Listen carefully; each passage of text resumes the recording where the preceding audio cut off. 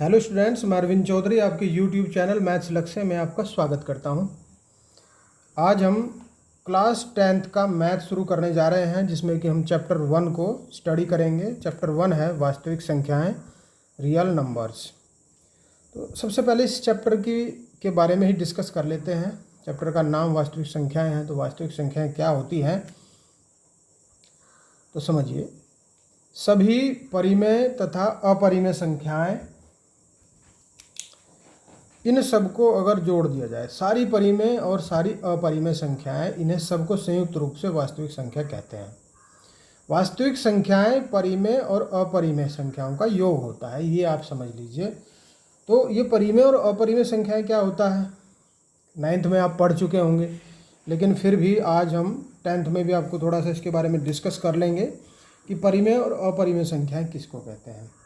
कि कोई भी संख्या होती है, जो संख्या P/Q के रूप में लिखी जा सकती हो, जहाँ पर Q is not equal to 0, Q 0 के बराबर ना हो, तथा P और Q दोनों पूर्णांक हों, इंटीजर्स हों, तो वो सारी संख्याएं परिमेय संख्याएं होती हैं। और इनमें पूर्णांक भी आ सकते हैं, जैसे 2 है, 2, 3, 4, ये सारे पूर्णांक हो सकते हैं। 1/2, 2/3, इस प्रकार से ये सारी ही संख्याएं परिमेय संख्याएं कहलाती हैं।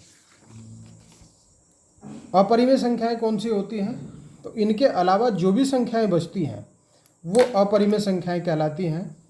तो एक बार उसको भी हम देख लेते हैं। अपरिमेय संख्याएं कौन सी होती हैं। अपरिमेय संख्याएं, जो संख्या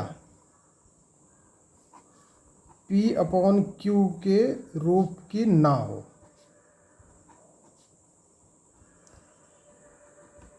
अथवा ये कह सकते हैं कि वो परिमेय ना हो।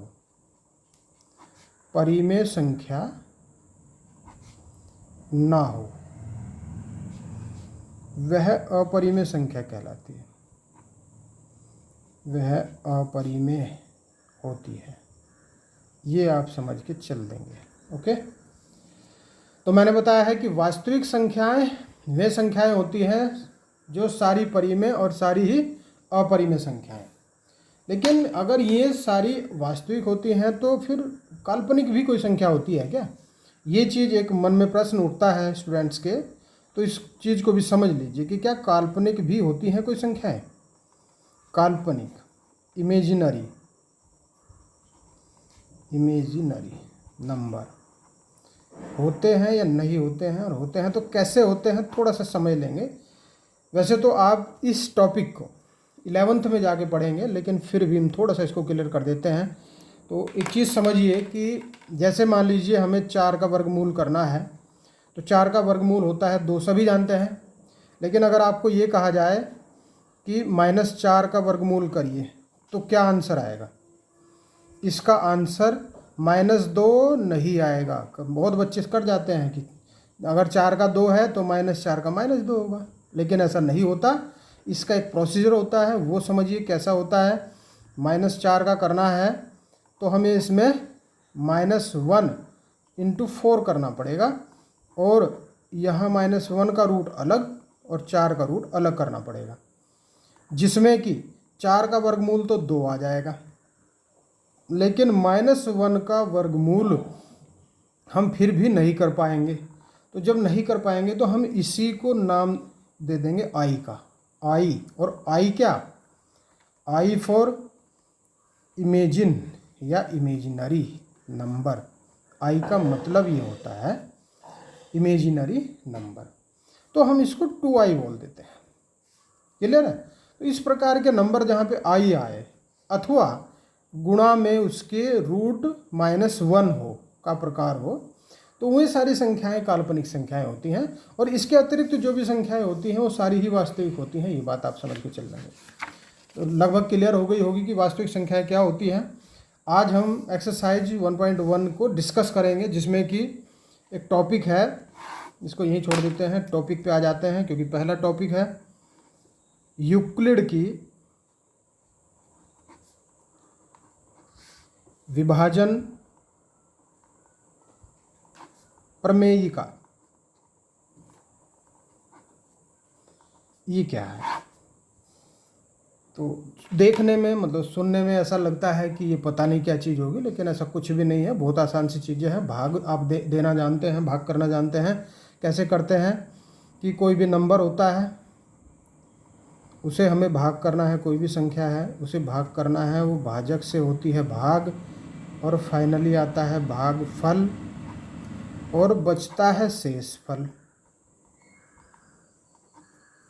ओके, बचता है शेषफल। इसको हम लिख सकते हैं भाज्य बराबर भाजक गुणा भागफल और प्लस शेषफल।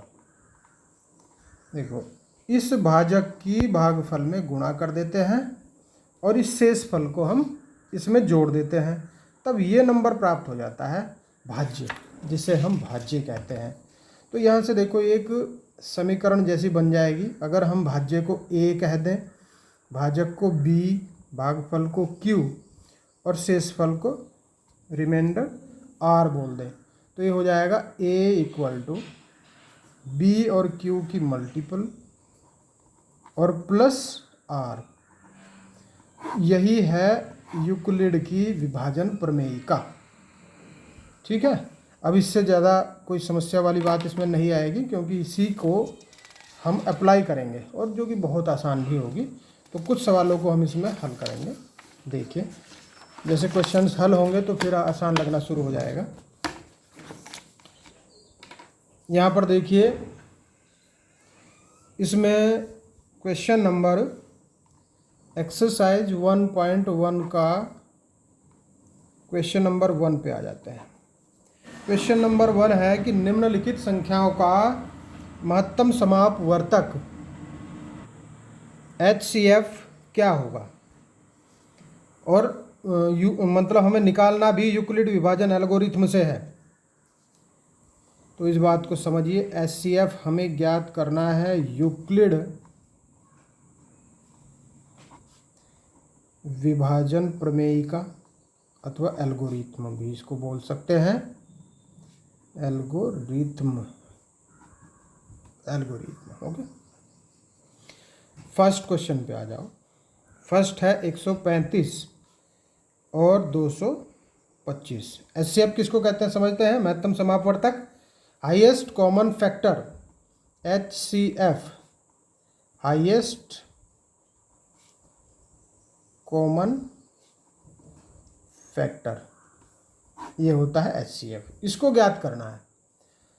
तो इसके लिए हमें सबसे पहले देखना पड़ेगा कि इसमें बड़ी संख्या कौन सी है। 225 बड़ी संख्या है और 135 छोटी संख्या है। तो जो भी इसमें बड़ी संख्या हो उसको छोटी संख्या से भाग कर देना है। एक बार भाग कर दो, 135 आ जाएगा, 0 बचा, 12 में से 3 गए, 9 बचे, 90 आया।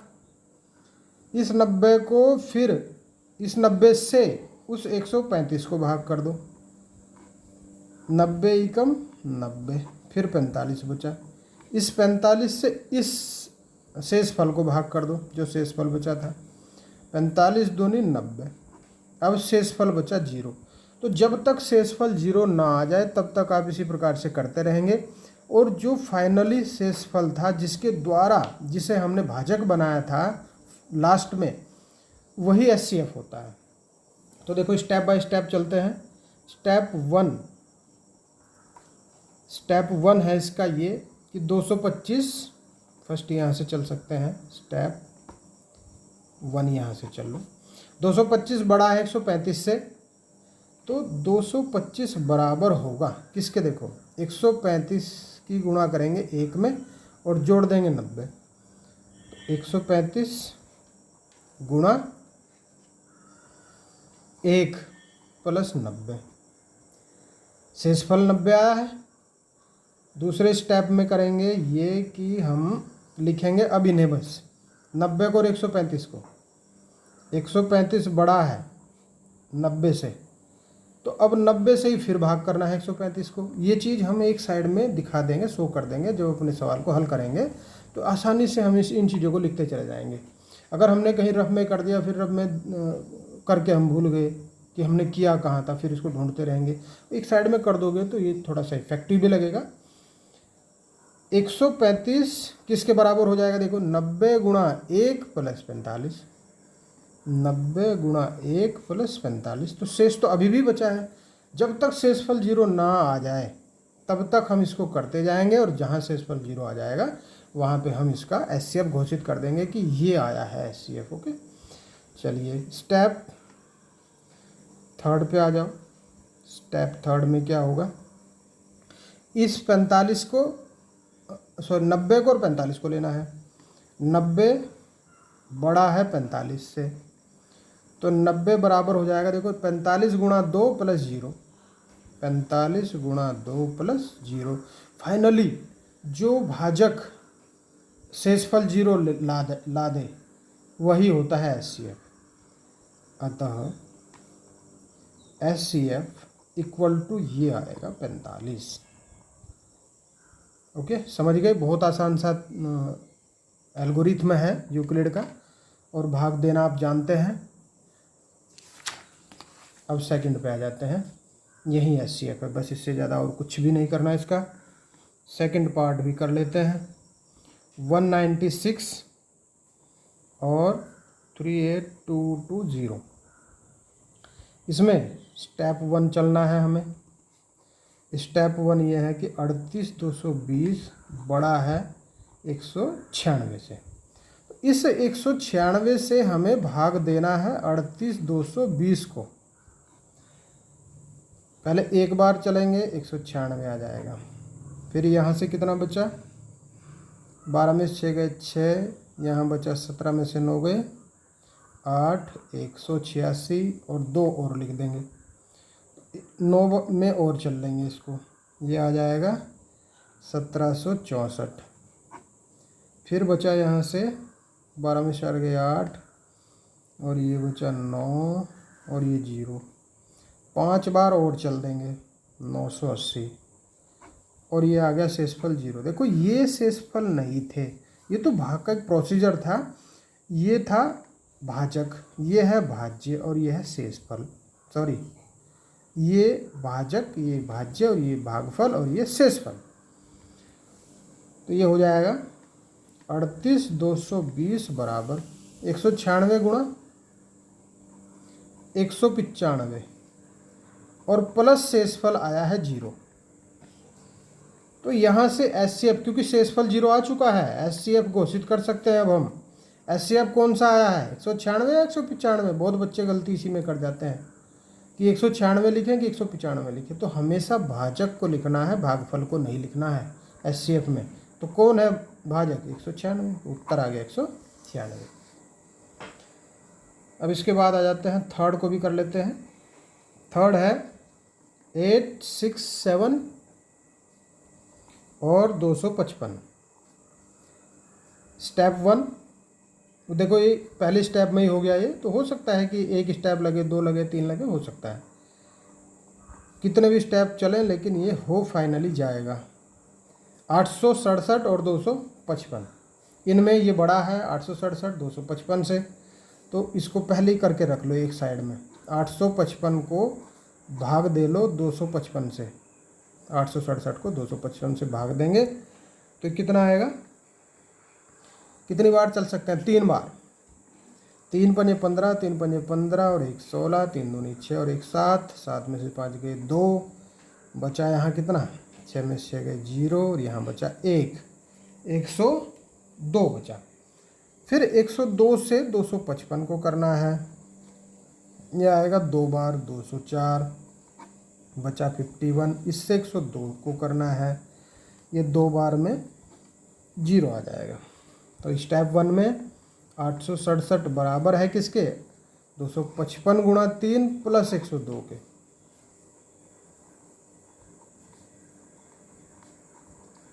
अब लेना है 102 और 255 को, ये स्टेप सेकंड है। 255 बड़ा है 102 से, तो 255 बराबर क्या हो जाएगा, देखो 102 गुणा 2 प्लस 51, 102 गुणा 2 प्लस 51। अब क्या किस किस को लेंगे, 51 को और 102 को। थर्ड स्टेप में 102 बड़ा है 51 से, तो इसको हम लिखेंगे, इसको लिख देंगे 102 बराबर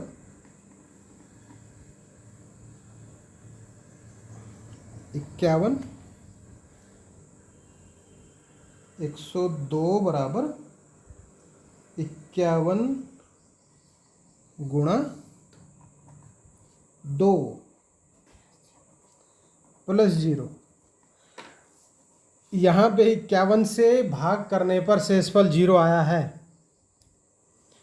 तो शेषफल बराबर 0 आने पर HCF घोषित किया जाता है, और HCF फाइनली जो भाजक होता है वो HCF होता है। तो यहाँ से HCF 51 आ जाएगा।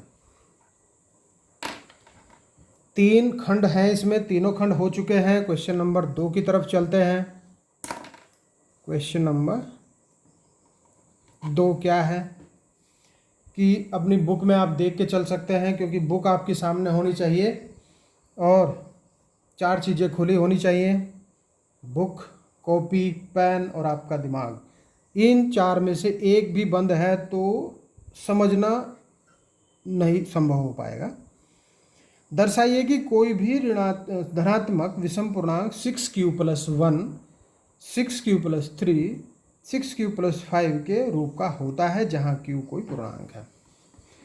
मान लीजिए, माना a एक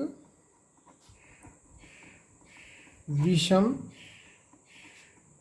धन पूर्णांक है, माना a एक विषम धन पूर्णांक है जो किससे बड़ा होना चाहिए, 6q + 1 बोला है इसने, जो कि 6 से बड़ा होना चाहिए, 6 से बड़ा होना चाहिए।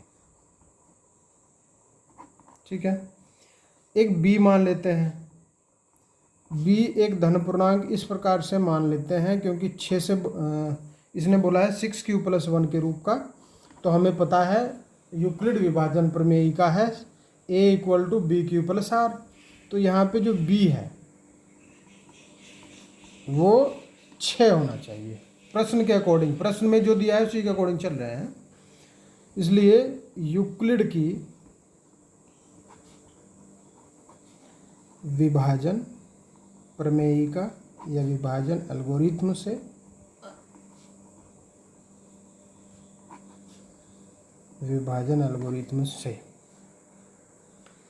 a = bq + r, और जहाँ पे हमने b क्या ले लिया है, 6q + r।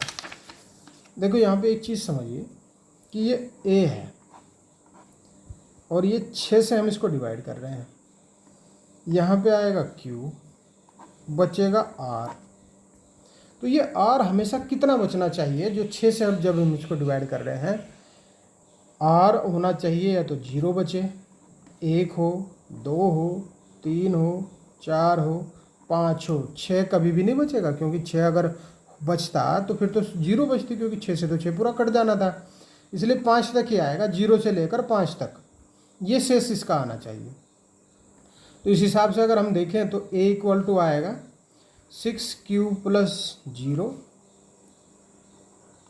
और 6q + 1, 6q + 2, 6q + 3, 6q + 4 और 6q + 5, यहाँ तक ही आ सकता है। तो इसमें देखो, इसने कहा है विषम के लिए बोला है इसने कि दर्शाइए कि कोई भी धनात्मक विषम पूर्णांक 6q + 1, 6q + 3, 6q + 5 के रूप का होता है। विषम की बात कर रहे हैं, तो देखिए a बराबर, चूंकि ये बात लिखेंगे, एक लाइन बना देंगे इसकी कि चूंकि a = 6q + 0, 6q + 2, 6q + 4, समपूर्णांक है, समपूर्णांक है, तो a equal to 6q plus 1, 6q plus 3 और 6q प्लस 5 के रूप का होगा। बात समझ में आई होगी। जब 0, 2 और 4 समपूर्णांक है, आप वैल्यू रख के देख सकते हैं, क्योंकि कोई भी वैल्यू आप रख लेंगे तो यहाँ से जो संख्या आएगी वो हमेशा ही सम आएगी। लेकिन 1, 3 और 4 रख के देखेंगे प्लस में, तो वो विषम पूर्णांक होगा। इस प्रकार हम लिख सकते हैं कि अतः एक धनात्मक विषम पूर्णांक 6q plus 1, 6q plus 3, 6q plus 5 के रूप का होता है। बात समझ में आई होगी। अब इसके बाद ये तो हो गया सिद्ध, हैंस प्रूव। अब क्वेश्चन नंबर 3 पे आ जाते हैं। क्वेश्चन नंबर 3 क्या है, इसको पढ़ेंगे। किसी परेड में 616 सदस्यों वाली एक सेना की टुकड़ी को 32 सदस्यों वाले एक आर्मी बैंड के पीछे मार्च करना है। दोनों समूहों को समान संख्या वाले स्तंभों में मार्च करना है। उन स्तंभों की अधिकतम संख्या क्या है जिसमें वे मार्च कर सकते हैं। तो देखो किस प्रकार से इसने बोला है, थोड़ा सा समझ लेंगे डायग्राम से, क्योंकि लैंग्वेज समझ में आनी चाहिए तभी सवाल समझ में आएगा। इस प्रकार से मान लेंगे कि इस प्रकार से कॉलम, कुछ कॉलम है और जितने कॉलम हैं उतने ही रोज़ हैं, जितने स्तंभ हैं उतनी ही पंक्तियां हैं। जरूरी नहीं कि 4-4 हो, कितनी है यही हमें ज्ञात करना है। सवाल ये है, एक आदमी यहाँ खड़ा, ये है, ये है, ये इस प्रकार से खड़े हैं और जितने कॉलम हैं उतनी ही पंक्तियां हैं, ये ध्यान रखेंगे। इस प्रकार से खड़े हैं। तो जब इस प्रकार से कोई सवाल आता है तो उसका हमें फाइनली HCF ज्ञात करना होता है। ये हम समझ लेंगे कि HCF इसका क्या होगा। तो हमें यहाँ से ज्ञात करना है 616 और 32 का HCF ही होगा अधिकतम संख्या, स्तंभों की अधिकतम संख्या। लिख भी देंगे इसको स्तंभों की अधिकतम संख्या बराबर 616 और 32 का HCF। ठीक है, चलिए ज्ञात करते हैं। क्योंकि हम यहाँ यूक्लिड से इसको हल कर रहे हैं तो यूक्लिड से ही कर लेंगे। यूक्लिड विभाजन एल्गोरिथम से इसको हल कर लेते हैं। 616 और 32,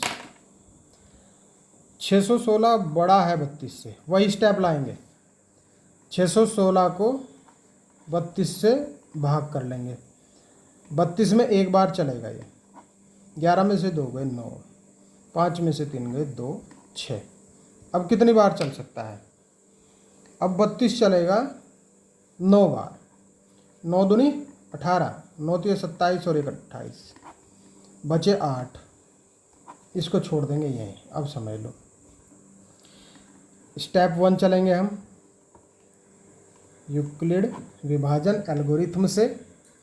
616 बराबर हो जाएगा 32 गुणा 9, सॉरी 19, 32 और 19 की गुणा और 8 इसमें जोड़ देंगे। 32 गुणा 19 प्लस 8। ठीक है, लेकिन अभी भी ये नहीं हुआ है, शेषफल 8 आया है। शेषफल जब तक कि 0 नहीं आ जाता तब तक हम इसमें कुछ नहीं कर सकते, तब तक हम HCF घोषित नहीं कर सकते। तो इसे फिर लेके चलेंगे। 8 से किसे करना है? अब 32 को करना है। और कितनी बार कटेगा? 4 बार। और शेषफल क्या आ जाएगा? 0। तो अब स्टेप 2 की भी आवश्यकता पड़ेगी। जितने भी स्टेप की आवश्यकता पड़े स्टेप बाय स्टेप करते जाएंगे।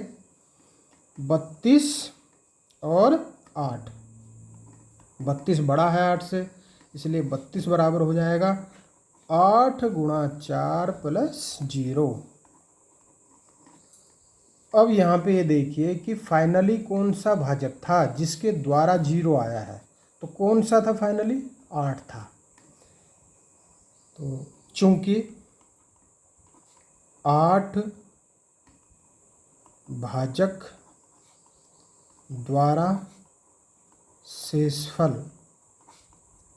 0 आया है, ये चीज़ लिख देंगे तो और ज़्यादा इफेक्टिव लगेगा और मार्किंग, फुल मार्किंग की संभावनाएं और बढ़ जाएंगी। 8 द्वारा शेषफल 0 आया है तो HCF क्या हो जाएगा, यही हो जाएगा 8। इस प्रकार से 8 इसका HCF आ गया। सेना 8 स्तंभों में मार्च कर सकती है, 32 सदस्यों वाले, ये चीज़ ध्यान रखेंगे। 32 सदस्यों वाले 8 स्तंभ इसके बन जाएंगे। अब क्वेश्चन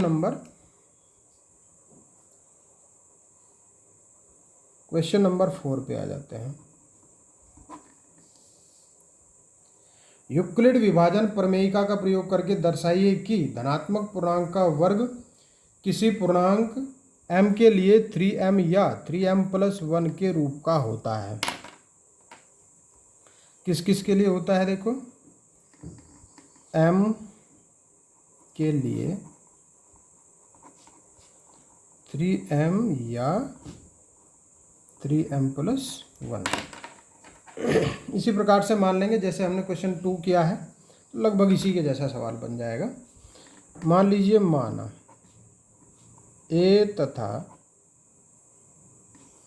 B दो धनात्मक पूर्णांक हैं। इस प्रकार से हमें कि A बड़ा हो B से और B की वैल्यू कितनी है, इस हिसाब से रखेंगे। B की वैल्यू कितनी है यहाँ पे, M की मल्टीपल में 3, M का गुणांक 3 है तो इसको B को हम 3 ही मान लेंगे। इसलिए यहाँ से देखो यूक्लिड विभाजन एल्गोरिथम बनेगा A = B Q + R के हिसाब से बनेगा। A = 3B + R। तो R के संभव मान क्या होंगे, देखो R के संभव मान बन जाएंगे 0, 1 और 2, क्योंकि भाग हो रही है 3 से, और जब 3 से भाग करेंगे तो 3 से भाग करने पर या तो 0 शेष बचेगा या 1 बचेगा या 2 बचेगा, 3 शेष नहीं बचेगा। 3 शेष बचना होता तो वो और भी ज़्यादा इसमें भाग किया जा सकता था। तो ये 3 संभव मान है, इसलिए A की वैल्यू यहाँ से बनेगी 3B + 0, 3B + 1 और 3B + 2 बन जाएगी, बन सकती है। अब इसको और चेक करेंगे।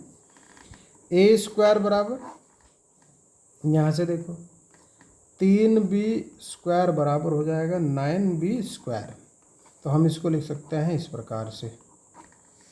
अब फिर दूसरा ले लो, ये वाला, इसका स्क्वायर करके देखो, 3B + 1 का होल स्क्वायर करो तो ये हो जाएगा 9B² + 2 या 6B और +1।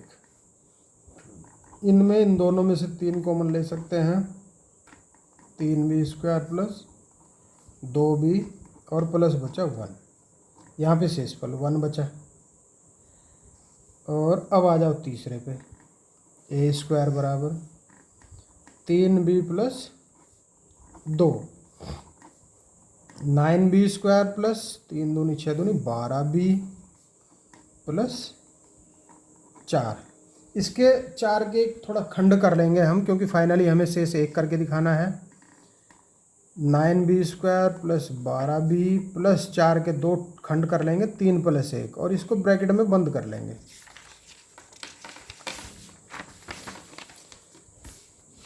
ब्रैकेट में बंद कर लिया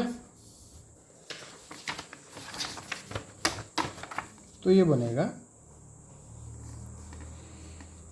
इसमें से 3 कॉमन भी ले सकते हैं, 3B² + 4B + 1 बचा और प्लस में 1 बचा A² के बराबर।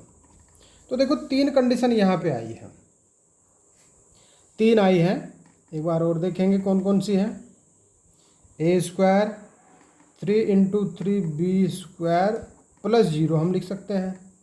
दूसरी आई है 3 इंटू 3b² + 2b + 1 की, और एक आई है 3 इंटू 3b² + 4b + 1 की। तो देखो यहाँ पे 0, यहाँ 1 और यहाँ भी 1। तो इस प्रकार हम ये घोषित कर सकते हैं कि a² के सभी मानों से स्पष्ट होता है कि a² को 3 से विभाजित करने पर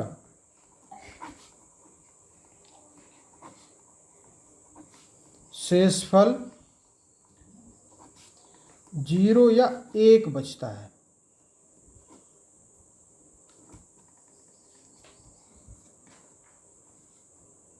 इसलिए इसको हम लेके चल सकते हैं a² = 3m + 0 और a² = 3m + 1। इस रूप का हमने इसको बना लिया। तो अब फाइनली हम इसको ये लाइन लिख देते हैं कि अतः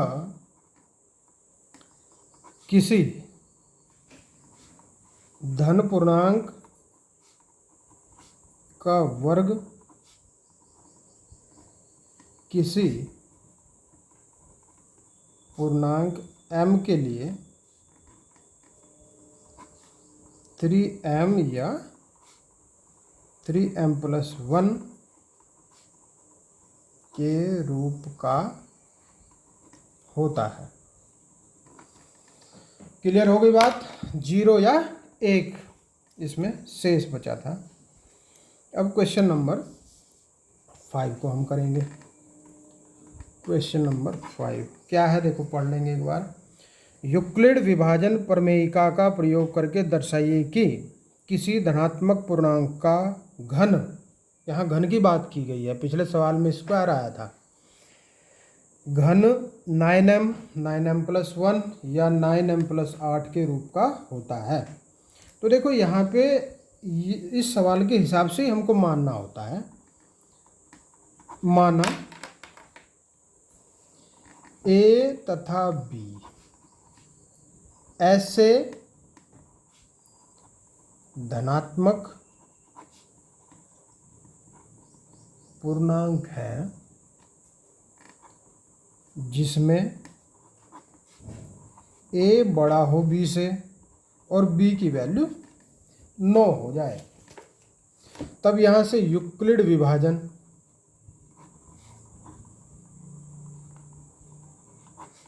एल्गोरिथम से देखो जरा, ये बन जाएगा A = 9b + r। तो r की वैल्यू कितनी बनेगी? देखो r कितना हो सकता है जब हम 9 से डिवाइड कर रहे हैं। 9 से डिवाइड करने में r 0, 1, 2, 3, 4, 5, 6, 7 और 8 तक हो सकता है। तो यहाँ से a क्या बनेगा? 9b + 0, 9b + 1, 9b + 2, 9b + 3, 9b + 4, 9b + 5, 9b + 6, 9b + 7 और 9b + 8। 8 तक ये हो सकता है। जब हम इसको 9 से डिवाइड करेंगे तो 0 से लेकर 8 तक इसका शेष आएगा। तो रिमाइंडर में यहाँ पे हम 0 से लेकर 8 तक इसमें भर देंगे। अब फिर प्रत्येक के लिए हम घन करके देखेंगे। तो सबसे पहले इसे ले लेंगे, a = 9b को घन करो। a³ यहाँ नहीं करेंगे, ऐसे कर देंगे तो ज़्यादा ठीक लगेगा। a³ = 9b + 0 का क्यूब। तो ये बन जाएगा 9 की घात 3, 9 की घात 3 बनेगा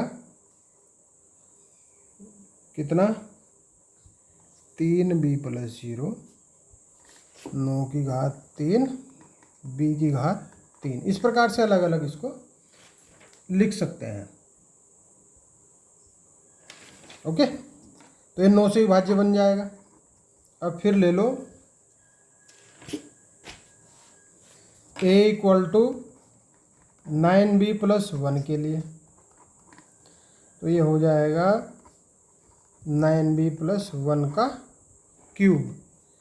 ये हो जाएगा 9b का क्यूब 1 का क्यूब 9b इंटू 1 3 की मल्टीपल और 9b प्लस 1, ये बन जाएगा। तो देखो यहाँ से इस प्रकार का इसको बना के कर लेते हैं।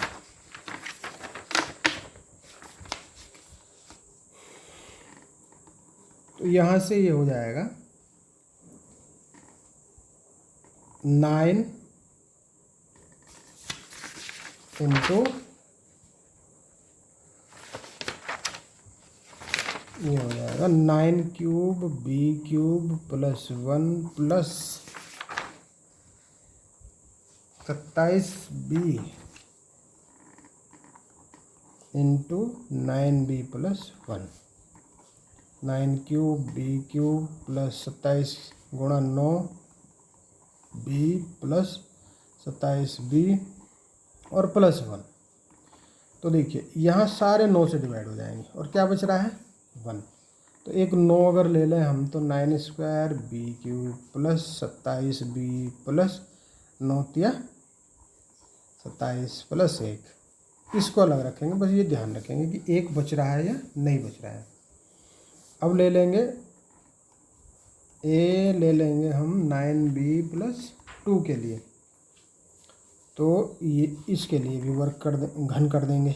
a क्यूब बराबर 9b प्लस 2 का घन, ये हो जाएगा 9b cube plus 2 cube plus 3 गुणा 9b into 2 into 9b plus 2। सूत्र में रख देंगे a cube plus b cube plus 3ab in bracket a plus b।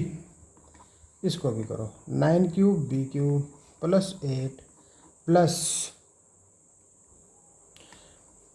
3 9 ते 27 दूनी 54 54b और 9b plus 2। 9 cube b cube plus